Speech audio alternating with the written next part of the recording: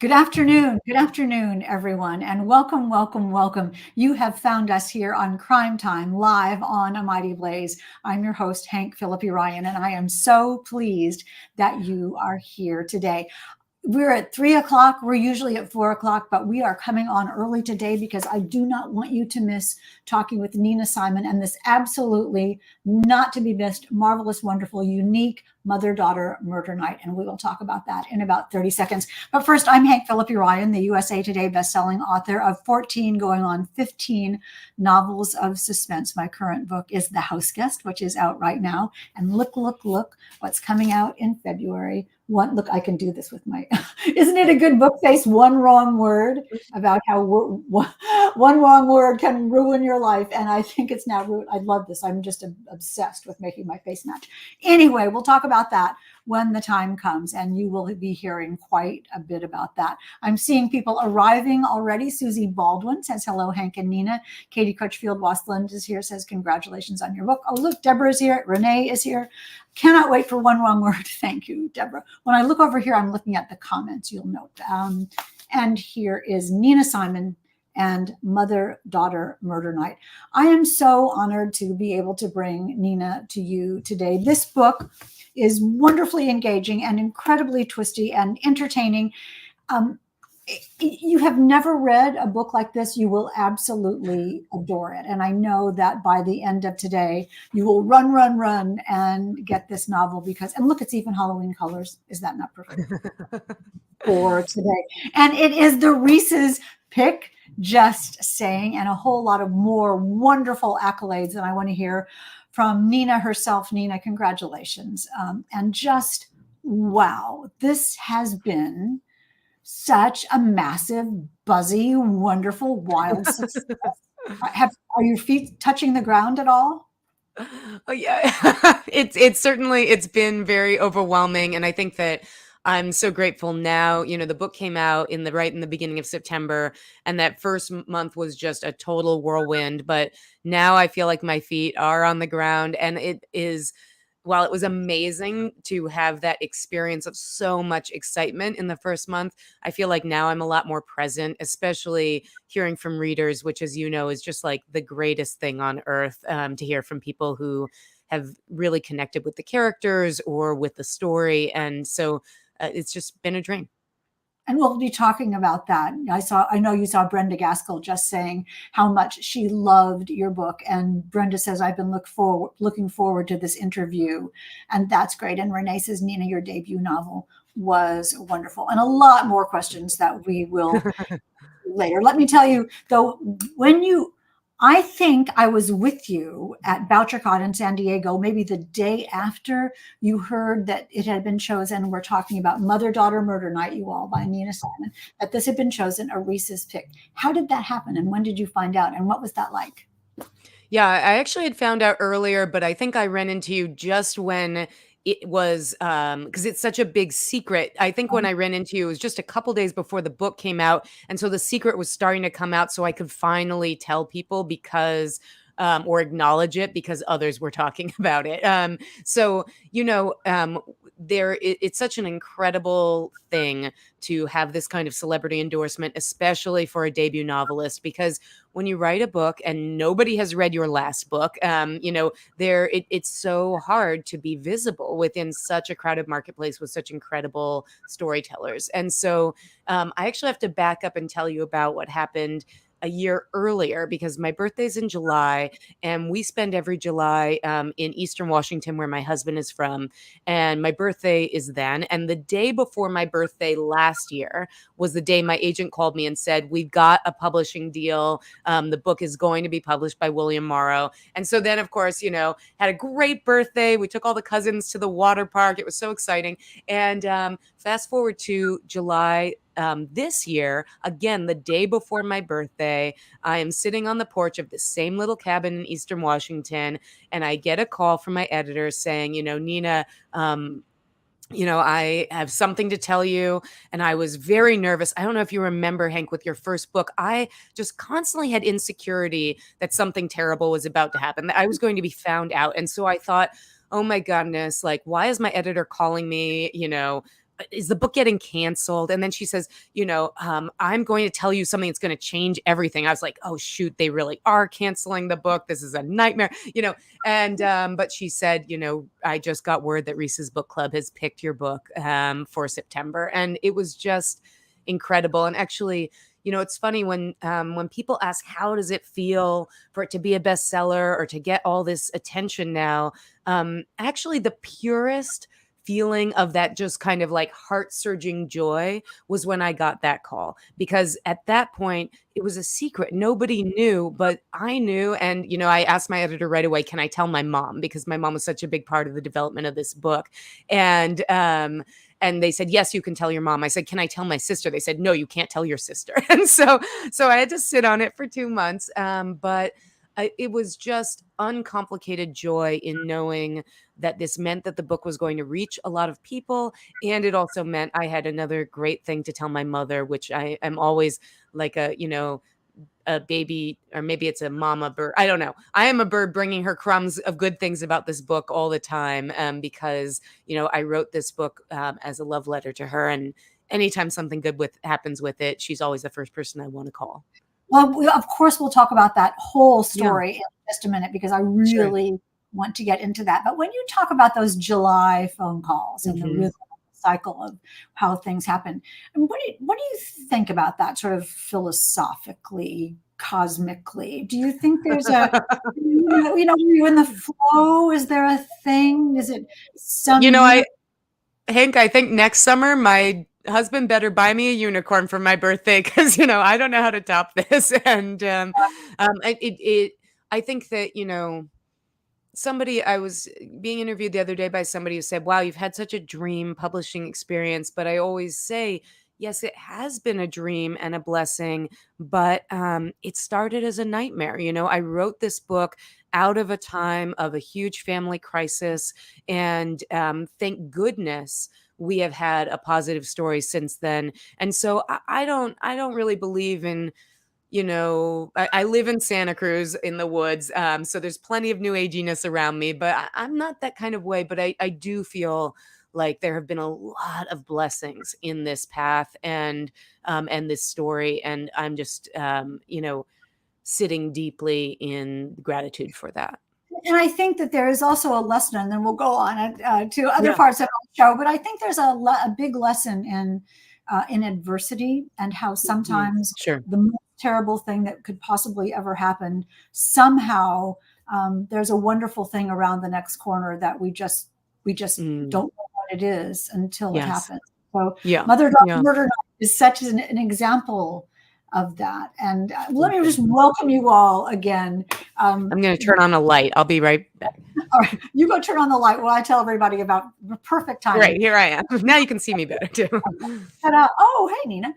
We were and great still. If you are not familiar with A Mighty Blaze, it was started a couple of years ago at the beginning of the pandemic by the amazing powerhouse team of Jenna Blum and Caroline Levitt to keep us together, to keep us talking, to keep us learning about new books and discovering new authors, just like today, maybe some of whom will turn out to be your favorite books and your favorite authors. And we are going strong now into our 4th year, and we are so honored that you have all joined us today.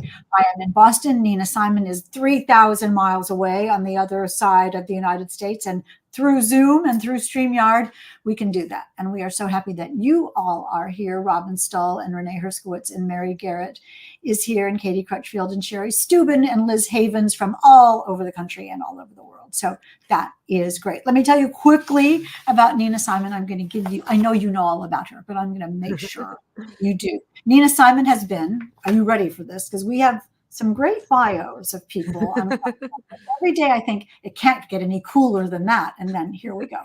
Nina Simon has been a NASA engineer, a slam poet, mystery game designer, exhibit developer, museum director, and global nonprofit founder. Most of her career has been spent in museums and cultural centers, and she has been described as a museum visionary by Smithsonian Magazine for her community-based approach to design. She is also the founder of a global nonprofit that creates digital tools to help civic and cultural organizations become more inclusive, relevant, and sustainable. Nina is an in-demand writer and speaker about community participation in museums, libraries, parks, and theaters. She has sold more than 40,000 copies of her self-published books. And for 13 years, she ran the top blog in the museum industry, Museum 2.0. She has shared her work as a keynote speaker at over 300 conferences in the United States, North America, South America, Europe, and Asia, including several state and national library conferences. Her work has been featured in the Wall Street Journal, NPR, the New York Times, and on the TEDx stage. We'll have to talk about TEDx talks. I was so terrified when I did mine. I thought, if I can do this, I can do anything. Were you?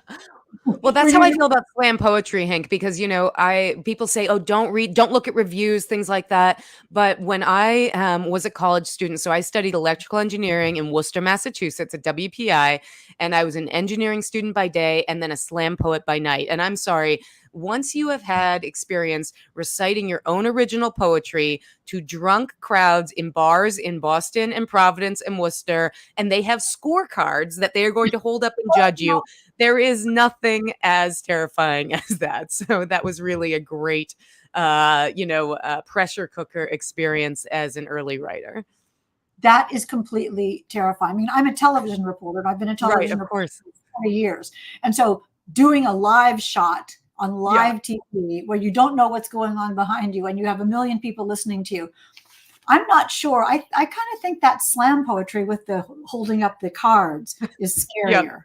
That we know of, at least. Quickly, I'll finish by saying, born and raised in Los Angeles, Nina now lives in an off-grid community in Santa Cruz Mountains with her husband and daughter. She loves outside sports and adventures, and I can see the beautiful outside behind you. It's a sunny day where you are. It is a sunny day. It's supposed to be 77 here today, which we always get rain on Halloween, and I have a 10-year-old, and so I'm so glad that this is not going to be one of those Halloweens. So, yeah. Is your 10-year-old dressing up for Halloween? Oh, absolutely. Yes. Can you reveal? Well, the costume has evolved, but I think right now she's saying that she's a seer. She's not an oracle. She's not a fortune teller. She's not a psychic. She's a seer. So she has a very specific idea about what that means. Yeah. And she was a great participant in the development of this book. So, someday maybe we'll dress up as the characters. Definitely the teenage girl, Jack, in the book is the kind of person that I imagine my daughter growing up to be like. Oh, would that happens. I hope that does. Let's talk about that now that you've brought this up, Nina. This is the perfect time to talk about we'll talk about the book and we'll talk about the story, but the origin story of this novel is so unique and so touching and life-changing. Can you tell us a little bit about that? Absolutely. So, as you I've read very thoughtfully, I've had many different careers and really never expected to write a novel. I had always loved to write, first poetry. And then when I was working in museums and cultural spaces, I blogged and I self-published a couple of nonfiction books, but those were really for people working in those industries. And writing was always just something I did on the side. And then just about 3 years ago now, I got a really terrifying phone call from my mom, who's in LA, and she had been diagnosed with stage 4 cancer. She had to have emergency brain surgery to take some tumors out of her brain. But as she's telling me all this, she says, don't come. I know how busy you are, and you have your kid, and you have your job, and all these things. And then, as soon as she got off the phone, she had also called my sister. We called each other. We were like, we're not listening to her. We're going. And went right to Los Angeles. She had emergency brain surgery. It went very well. They said, well, the good news is we got out the tumors and your mom's brain is going to be fine. But the bad news is we biopsied them and it's actually lung cancer and it spread throughout her body. And so that was really one of those, personal line in the sand, Rubicon, crossing the Rubicon moments where I really felt like, oh my gosh, I do not want to be running a nonprofit right now.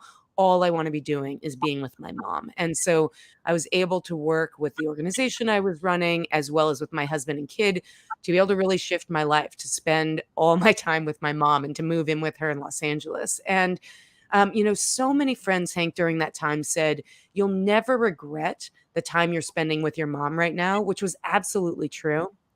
But what they didn't say is that, that time when you're caring for somebody, especially when you're still in the throes of deep uncertainty about what's going to happen, it's not always fun. It's certainly not easy.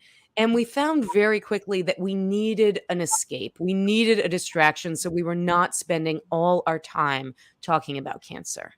And we really found that escape in murder. My mom and I have always loved murder mysteries. When I was probably in middle school, she started taking me to the library and introducing me to Sue Grafton and Janet Ivanovich and Faye Kellerman. And when she got sick, I started pulling some of those old favorites off the shelf to read with her again. And then I had more time on my hands than I had in a long time because while I was with her, I was not running an organization. I was not being a mom. I was just being with her. And so one day I just said to her, what if I tried writing a murder mystery? And what if I made the lead character somebody a little bit like you? And, that's really where Mother Daughter Murder Night was born. And in the beginning, I wrote the whole first draft by my mom's side. Usually in the morning, I go sit on her bed while she slept and I just type these scenes. And I was just thinking, how can I make my mom smile? And I wrote this story about a grandmother, a mom, and a teenage girl who have to come together to solve the mystery of this naturalist who washes up dead on their doorstep. And I wrote the grandma, Lana Rubicon, as this, very tough, feisty LA Jewish businesswoman, kind of like my mom. But I wrote her as sort of the outrageous superhero version of my mom. So where, the doctors were pushing us around, Lana was pushing the doctors around. And where my mom was stuck in bed, Lana was leaping out of bed to solve this murder. And so I was writing this story kind of to try and write us an imagined, joyful, fun escape from the, real life terror and attendant mystery that we were living with. And what happened was my mom and I just fell into this escape together. I would write, she would read, we would talk about it. We talk about it at the hospital. We talk about it in her bed. We talk about it in the hot tub. As she started getting better, I started coming back home to Santa Cruz, but we were still talking about the book every day. I'd sent her every single scene. She gave me feedback on everything. She helped me with the research. I'll never forget my mom calling me from chemo one day and saying, Nina, I'm reading about the plants and the animals in Elkhorn Slough, which is where the book's set. And she said, there's this poisonous frog, so maybe we could kill somebody this way. And then suddenly I lose her I'm like, Mom, are you still there? On the phone. And she says, oh yeah, the nurses came by. I guess I was talking too loudly about it. And some of them started getting alarmed. So we just, this was a joyful escape for us. And it didn't make cancer go away, but it made it so that we had something we chose to talk about along with the things that we had to talk about and had to deal with as well. And then of course, my daughter fell into being part of this story. She would go out with me on Elkhorn Slough. So I live quite close to where this book is set in the Monterey Bay. And so we would go paddleboarding out there. And she was about 7 at the time. And she would just sort of kneel on the front of the paddleboard and we'd be looking at the otters and the seals. It's very beautiful out there. And then she'd like see some shack on the bank and she'd just point and she'd be like, Mom, you should kill somebody right over there, and it was very cute and very creepy. But yeah, as I'm seeing these commenters say, it was such a blessing.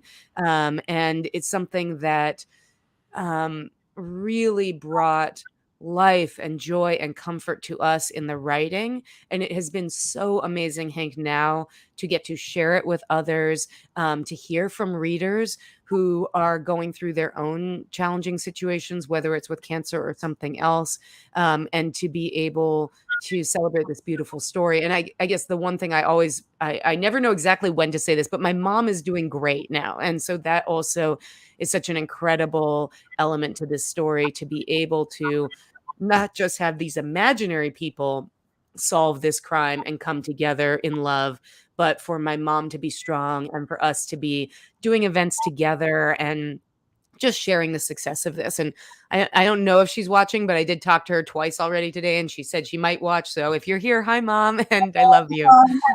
I mean, I love the, first of all, your mom reminds me so much of my mother. I can't even begin to tell you. I mean, just completely, perfectly. And she would have absolutely loved this. I mean, I'm so touched realize sort of the healing power of Yeah. storytelling from Yes. beginning to end. Yeah. Yeah. Well, and absolutely. And, I see there's this question from Randy about, is this my first novel? It is. I had always just been a reader. And I think, though, that you're right, that being able to step into an imagined world. And, at the launch, actually, somebody said, she said, cancer is a mystery. You don't Uh, know what's going to happen. We still don't know what's going to happen. And so, it's such an odd thing. I mean, you know this as well as I, that crime fiction, and particularly for me, traditional murder mysteries, can be such a comfort. And I think that part of the reason for that is there is this sense that even though a terrible crime, usually a murder, is committed in the beginning, that by the end, the sleuths are going to resolve it. They are going to heal the social fabric, and justice will be served. And I think that it's not often in the real mysteries we deal with in life and the real terrors in life that we get that kind of resolution. And it was and I think deeply that's healing for us.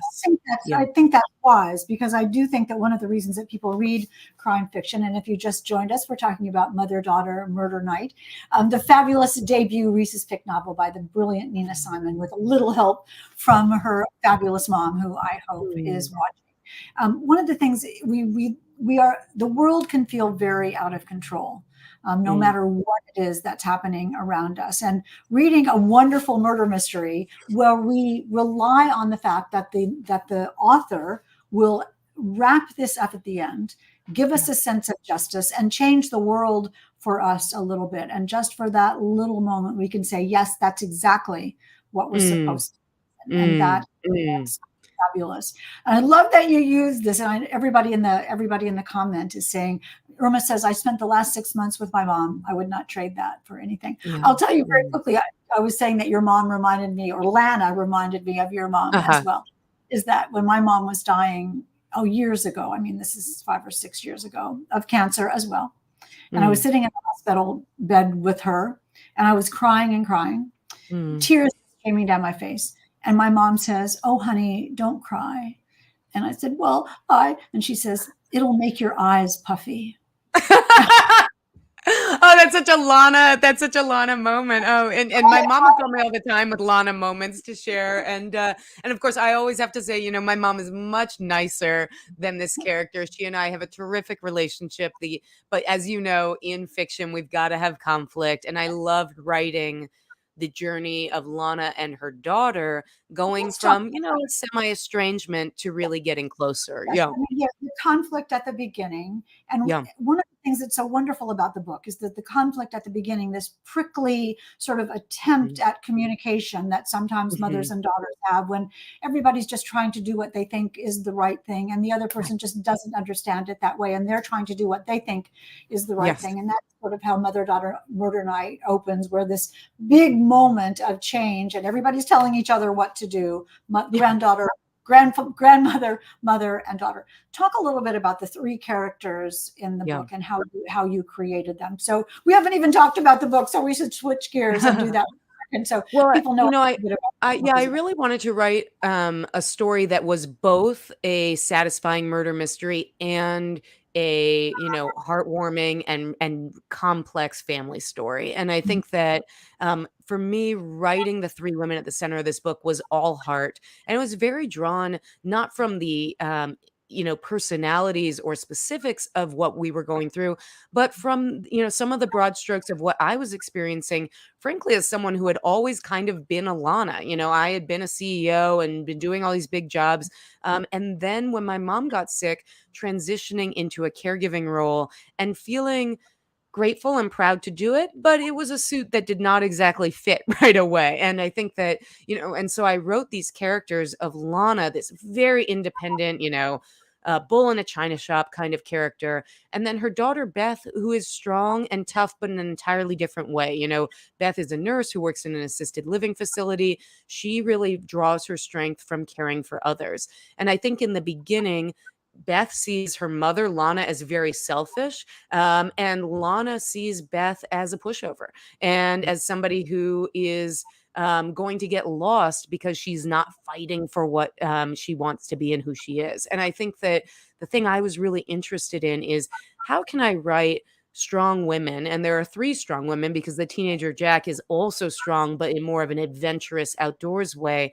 How can I write a book where it's not one queen bee and some followers, or two strong women in competition with each other, but three strong women really navigating how to love and care for each other, which is, in my family, we are a family of strong women, and that's what happens every day. And I think that I wrote it such that even if the grandma and the mom, Lana and Beth, at first see the world entirely differently, they both want to love and protect Jack, the teenager. And so when Jack runs into this dead body, they both instantly want to protect her. They have very different ideas about how to do it. They disagree a lot about it, but it creates a spark of connection so that the three women can come closer and closer together. And I think also, I was writing my own experience as being that in between person, right? Of caring for a parent and for a child. And I also found, just from a writing perspective, that writing a trio was really interesting. First of all, for amateur sleuths, it's very helpful, right? Because as you know, with amateur sleuths, you got to send that they're not cops. They can't just talk to Well, whoever they want. and the thing about a trio is that two of them are always aligned and the third one is Yes. always on the outs, no matter how you switch the triangle. So it's Yes. either Beth and Lana together and Jack's on the out, or Jack and Beth together and Lana's on the out. And so it makes the conflict be so lovely to write. But Yes. going back a little bit, Yeah. how did you know enough to Mm. know that you needed the three strong women, that you Mm. didn't want a queen bee? How did you know how to structure a mystery? Because you have not only this wonderful, touching evolution of the connection among the three women, but also a murder mystery underneath. And you had to juggle both of those and make the Yeah. story be braided together with Sure. those two parts equally well. How did you know to do that? Yeah. Well, of course I didn't. And I think in the beginning, I was just, as I said, just writing scenes and thinking, it does this, is this solving a very different problem? Not how do you write a good book, but how can my mom and I have something else to talk about? And so, it started as this intimate project where there was not even certainty there would be a book. But Mm. as I got more and more interested in it, as we were enjoying it, and also as I was being really stimulated and challenged by it, then we started checking books out of the library on how to write mysteries. And we go on eBay and we got the last, because I started writing this book right before the most recent How to Write a Mystery big compendium came out. And so we got the last one, which was from like 1994, and Sue Grafton edited it. And it's all these different chapters about how to write a mystery. And we just sort of learned, I'd learned things that way. And also, I'm an engineer at heart. And so I'd take some of my favorite books off the shelf and I would just diagram, how did they do this? How did Louise Penny introduce these suspects in this mystery? How did Mick Herron write an action scene? I mean, you know this. It's like you've read all your life, but it's sort of like the first time you drive a car, especially a stick maybe, where it's like, okay, I've been riding this car all my life, but now that I have to work the controls, what do I do? And I think I had a lot of questions about how much narration versus dialogue. How long do you hold with a tense moment, or when do you move quickly through it? And there was a lot of trial and error, and a lot of learning from some of my favorite writers. So a lot of reading during that time, and literally like highlighting and deconstructing things as I went. And also, I had my mom who was reading every single scene. And people sometimes ask, was your mom a great editor? And I would say, no, she was not a great editor.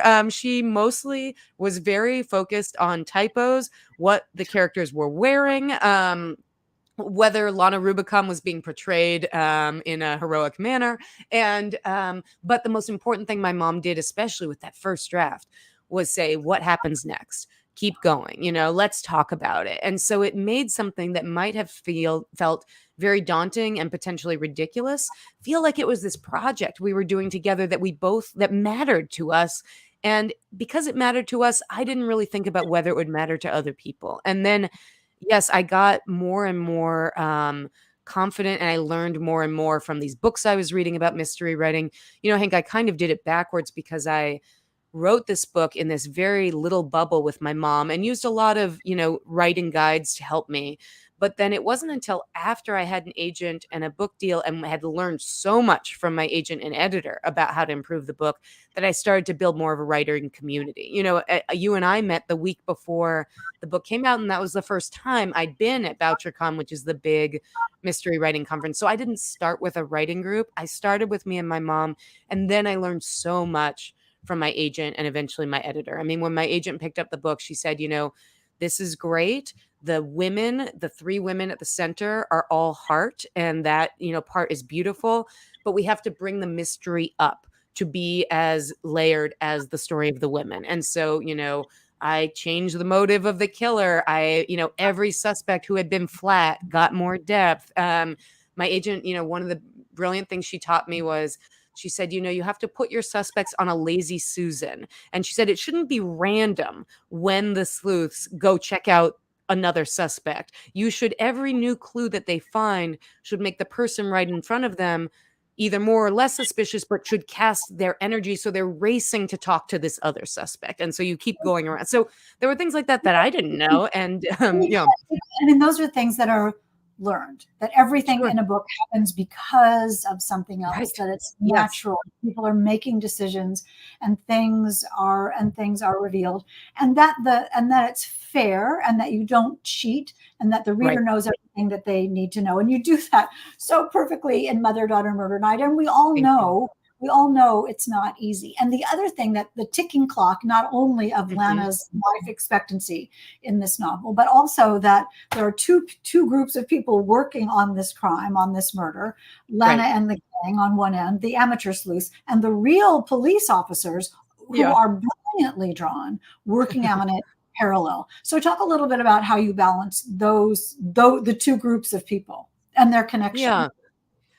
Well, I think that with amateur sleuth books, one of the most challenging things is plausibility. And, I was trying to write a book that was more on the traditional side than the cozy side. There are some really sweet, fun cozies where you just kind of check plausibility at the door because there's a talking cat, there's all kinds of things happening. I didn't want to write that kind of book. And so I think that there is this fundamental challenge with an amateur sleuth book, which is that if somebody's murdered, probably the cops are going to get involved. And so I knew there had to be an interplay there. And actually, I think there was, in one of the many books I read about how to write a strong novel, talked about the idea that just like in a mystery, you expect sometimes the lead characters, the sleuths, to have a brush with danger. If you're working with amateurs, you also at some point want a brush with authorities. That there has to be both for plausibility, but also it ups the stakes if one of the entities that the amateurs are working against, not always with, is the cops. And so,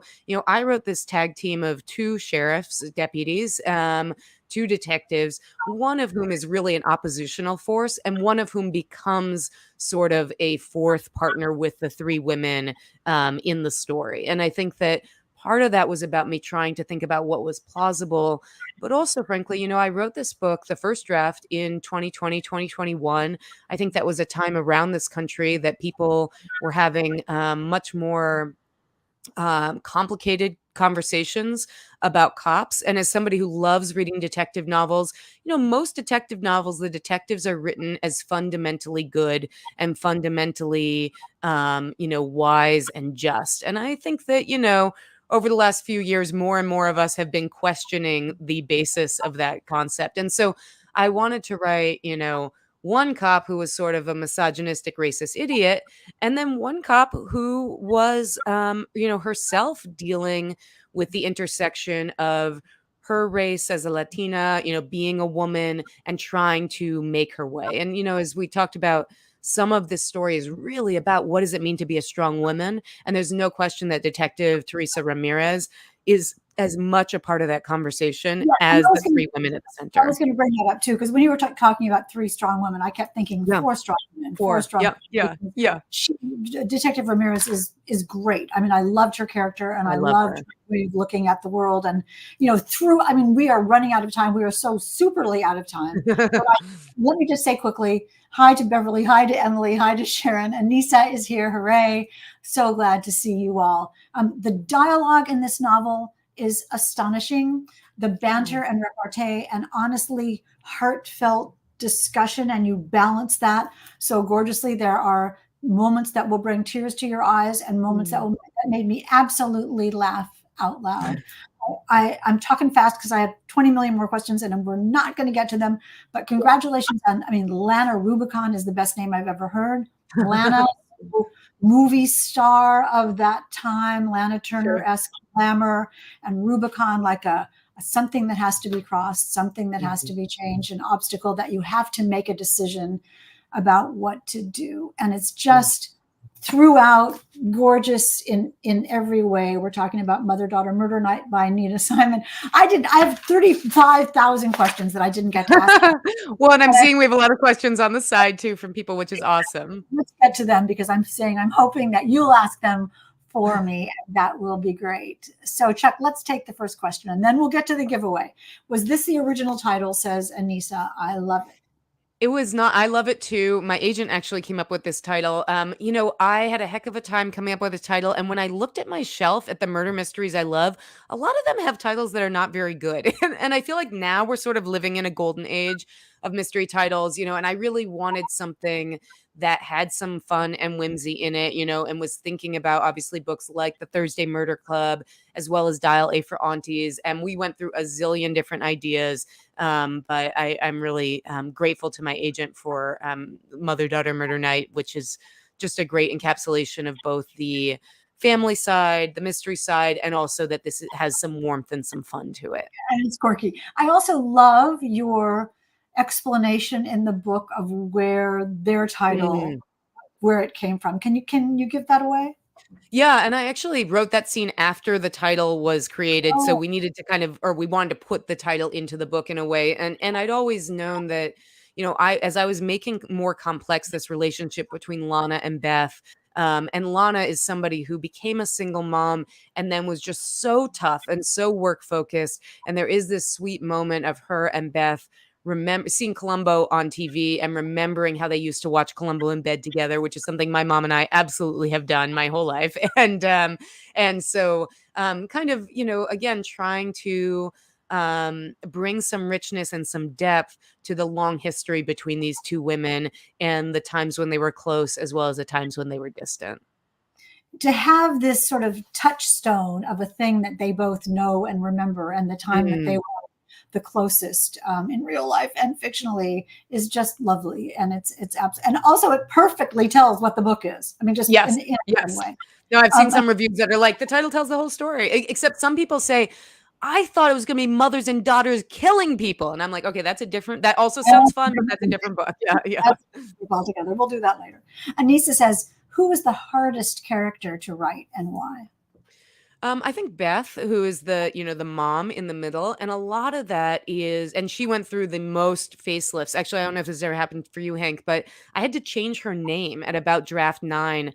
It was not originally Beth because I just felt like she was such a different person than where the book had started that it was just like, I don't want to keep grafting onto this character, and the old name had too much baggage. But I think the reason it was challenging is kind of because of my own personal experience of really identifying more as a Lana or as a Jack, as somebody who is very independent. And I think as I wrote this book, I was learning to love my inner Beth, and I was learning to understand how to not just respect somebody who cares for others, but really to sit into what that kind of person is about, because that's not the thing I'm most familiar with. And one of the things I'm always curious to ask readers is which of the Rubicon women they identify with most, because I found it's not always about stage of life or where you fall, and I have met a lot of Lanas and Jacks, but I've also met a lot of Beths. And whenever I meet somebody who says they're a Beth, I just feel this like warmth and this sense that if I'm ever stuck in a burning building,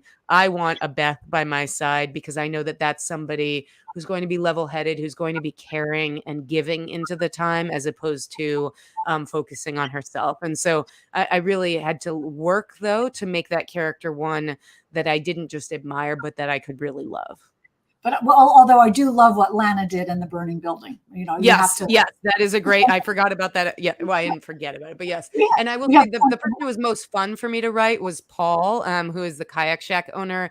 He is just this goofy, just anytime there are so many scenes on the cutting room floor of Lana and Paul. I feel like I could write a whole buddy comedy about Lana, Paul, and maybe Miss Gigi, because they're just like so wild together. But had a lot of fun kind of writing those secondary characters who add a pop of story, add a pop of joy into it. Yeah, and the joy is throughout, and the settings are gorgeous. And I don't want to leave out the sort of timely themes of Sure.